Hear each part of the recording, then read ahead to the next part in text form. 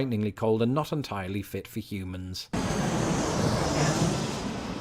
Countless accents. It seems for me what all his things which he learned in the USA, I am guessing because yeah, I've heard about countless accents, of course, because it's my maybe, if I can say so, speciality, which I'm trying to understand. It's your culture and especially your language, because oh my gosh, it's so diverse. Yeah. Accents, yeah.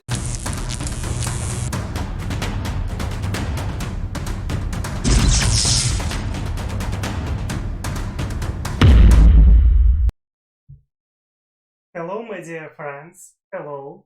I am Alex and I study English. And today with you, I will try to understand a little more about American culture. Of course, I will leave link below from original video and this video from channel Lost in the Pond. And it's named 10 things I've learned about America since moving here. And of course, yeah, I like videos from Lost in the Pond, and they're usually useful for me, especially as for learner. Yeah, and of course, I will be glad if you will support me, leave like and subscribe to me, and also you can help me in PayPal and be my Patreon. And yes, I want to say you what from this moment I have a Telegram channel. In this Telegram channel, yeah, I will be glad if you will join to me. Yes, in the future I will maybe to do that something. I think it will be quite useful for me because it seems for me what soon it's possible. Yeah, I don't know, but it's possible what WhatsApp will not work in my place, and yeah, at this moment Instagram working slowly, like Facebook and Twitter, and yes, that's why I will be glad if you will join to Telegram, and we maybe in the future will communicate there. And yes, let's go. Let's find out. Let's try to understand a little more about your culture. Yes.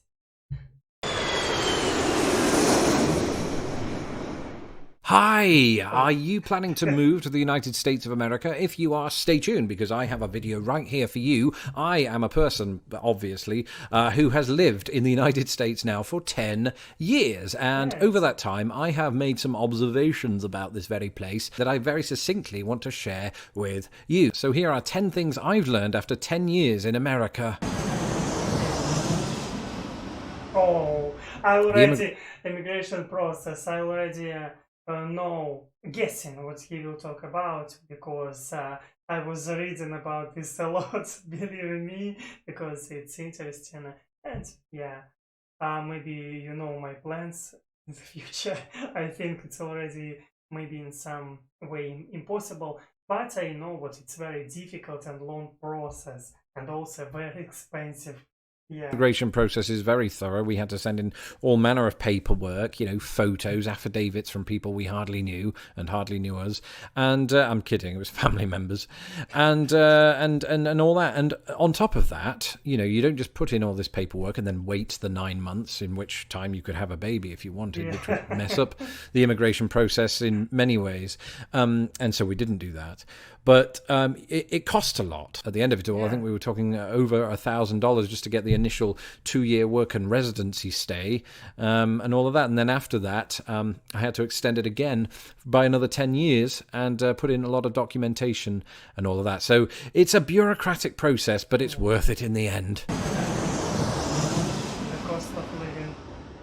Well, this was something that, I came to find just because I ended up living in Indiana, which technically is not the middle of the country. It's in the Midwest, which is a misleading name because it's much closer to the East Coast than it is to the West. But all that to say, it's a little cheaper living inland. In Indiana, we had numerous apartments all over the state, actually, where we were paying, about $500 something for reasonably sized apartments. When we lived lived in Anderson, Yeah. in fact, we had a 2-floor apartment, and it was, I don't know how many square feet, 1,200, I think, and we were paying $530. If you go out to Boston or San Francisco or even up in Chicago, which technically is in the middle, but it's its own entity, it's its own country in many ways, population-wise, you are looking at paying a hefty sum of money in those places. And in fact, of course, a lot of immigrants do move to the major cities. But if you're looking to pay a lot less, then avoid the coasts, go... Yeah, I want to say what now, because of sanctions in my area,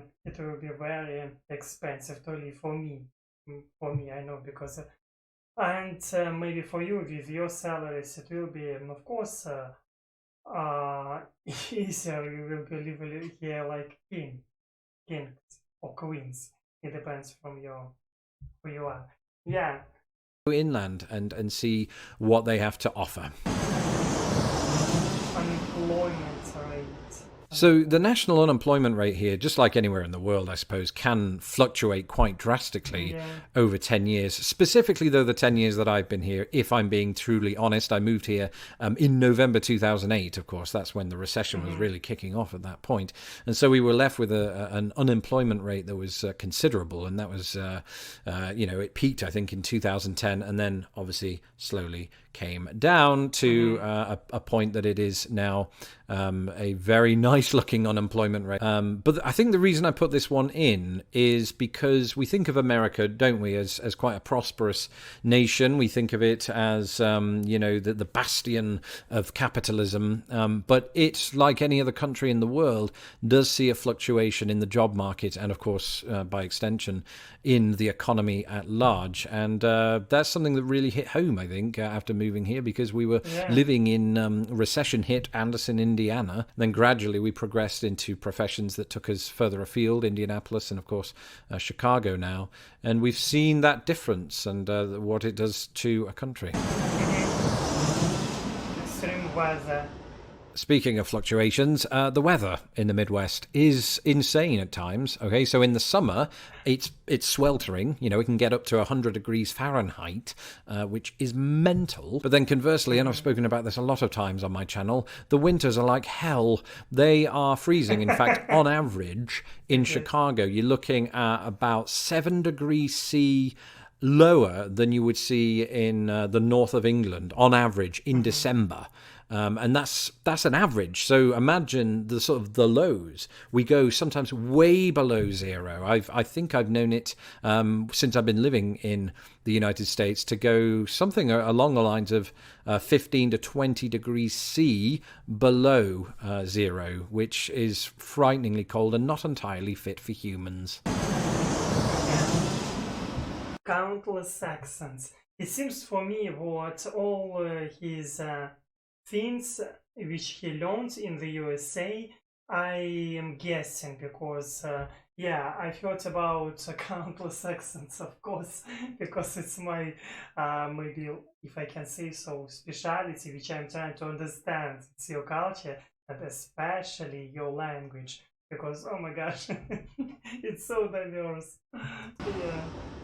Accents, yes. So just as Americans are often portrayed as only knowing two British accents, the Queen's English and Cockney, we're not that good at knowing American accents, or at least I can speak for myself in that regard. Before I moved to the United States, I think I knew of just sort of basic Southern English, general nightly news, a kind of New York accent, and possibly Valley Girl, right? That's 4. But no, America is replete with far, how many times can you say far in one sentence? Far more accents than that. If you could just look at the South. I said a moment ago that I knew, vaguely of a general Southern accent, but it has plenty of nuances all around the South. But just up here in the Great Lakes region, right, where you've got sort of Chicago or Illinois in general, and you've got Wisconsin, you've got Minnesota nearby. Those were influenced quite heavily by Scandinavian immigrants that came in hundreds of years ago, and there's variances to accents and dialects up in this region, with which I was not familiar. Anybody that's seen perhaps Fargo, might get a sort of broad understanding of that style style of speech, but it's not sort of well known to us in Britain. You know, I could and I will and I have done, you know, videos on American accents, and can speak to it more broadly outside of the context of this list. But it's fascinating and I absolutely love it. Yes, I absolutely love it too, because accents, it's about your identity, it's about your culture, and etc. Yeah, I love it too. You might need a vehicle. You know, not everywhere has public transit. There's not trains that get you from any city to any city, just like there are in Britain. You will sometimes have to rely on a vehicle. Certainly in Anderson, when I lived there, where, you know, buses were about as easy to find as jobs during the recession. It might have changed now. It was just difficult, and they you know, it didn't exactly as a town specialize in sidewalks. Now that got better when I moved to Indianapolis and Fort Wayne. It was quite pedestrianised, so great, you could walk around or you could cycle. But if you wanted to go a bit further afield, you know, there were buses, yeah, sure, but they were every sort of hour sometimes, and you'd have to wait quite a while. And the only train to speak of in the entire state really is the one that runs from Indianapolis to Chicago and vice versa. Other than that, you're screwed, or you have to drive and get a vehicle. I've since moved to Chicago, and that has a comprehensive public transit system, as do quite a lot of cities in the United States. It really depends on where you live. In Russia, we have a transportation system because it's cheaper for people to go on between cities on buses, because especially for me, I don't have any driver license, and I'm guessing what I will not have this driver license at least a couple of years, because, or maybe more, because of economic situation. Yeah, and cars are very expensive. Yeah, especially now I can guess how prices are increased immediately after sanctions. Oh my gosh. Again, I'm talking this and comparing right now, situation right now. Maybe I hope in future everything will change. Yeah. So, you know, I spoke a moment ago about accents, but just language in general is quite a departure from what it is in the United Kingdom or in Britain. And, you know, I think obviously we're most of us aware of things like the spelling of colour, the spelling of theatre and things of that nature. You know, you read them in books and you see all these sort of differences in American films. But once you live here, you realise that not only are there far more language differences than we ever knew, but that different regions of America itself are different from the other. For example, I was in the city of Boise in Idaho earlier this year, and I discovered that the animal groundhog there is called a whistle pig. Okay, a whistle pig. What a great name that is. And it's just things like that. The more you go around, the more you find there's actually linguistic nuance, you know, to the lexicon, to pronunciation, to spelling, and all of that. And it's fascinating. There's a wide array of differences, and this is the case for many. I like his glasses. Yeah.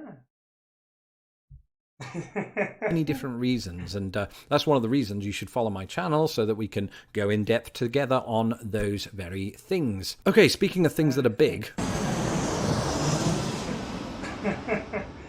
I think we knew it. You know, portion sizes, they are typically greater here. When I, in fact, visited Boston in 2004, I asked for a kid's ice cream, and it was that big, about the size of my face. So they've got big children out there in Boston. But, you know, since I've moved here, I've found this to be the case also. And one discovery that came to light not long after I moved here is that a lot of places, restaurants and the like, once you get a pop, a soda, fizzy drink, whatever you want to call it, that's another regional difference here across the United States, you get the chance to refill it for free refills. It's encouraged. That actually prompted me to give up pop, soda, fizzy drinks altogether, because I found myself succumbing rather too much to that generous offer. I'm understanding him, and yes, bigger portions, it's nice. I think it's better than small portions. Much better. avoid stereotypes. American people get a hard time when it comes to stereotypes, that they're loud, that they are overweight and all of that. And there are statistics to back up, certainly obesity levels in this country. And it's unfortunate. Of course, not every American fits that bill, nor should we demonize those that do. But that's just one stereotype. I think the loudness stereotype is situation specific, right? I think Americans do tend to be louder in restaurants. It's more of a cultural thing. I heard about this. I heard what in cinemas you're louder than others because you're very emotional. Yes, maybe I am wrong.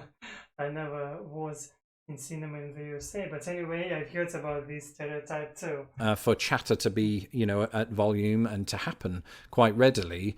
But Americans are not always loud, and it's not like you walk into a library and find it there. It's not like you would walk into a lot of situations and find it. In fact, if you go to a football game in the United Kingdom, there's a lot of loud British people there, right? And so again, it's situation specific, and also I would say the same thing about politeness values. Okay, so British people, obviously a stereotype there is that we are polite, and I'm not saying that some of us aren't. I think there are examples of us not being. Again, at football matches, probably, right? But also in other areas of life. And conversely, Americans can be some of the politest people I've ever known. In fact, to take it back into the restaurants, the waiters are almost too polite, right? They come round just to see if everything's working out for you. And at times that can, to a British person like myself, that can be quite burdensome because you want to take that time to have a conversation with the person you're eating with, not with the person serving the food. So there are ups and downs to that one, but I would definitely not say that all Americans are direct to the point of being impolite. There is a directness here, but I think that Americans tend to be among some of the politest people I've ever met. Yeah, it's great, and I always try to avoid any stereotypes. Yeah, it's helping me a lot. America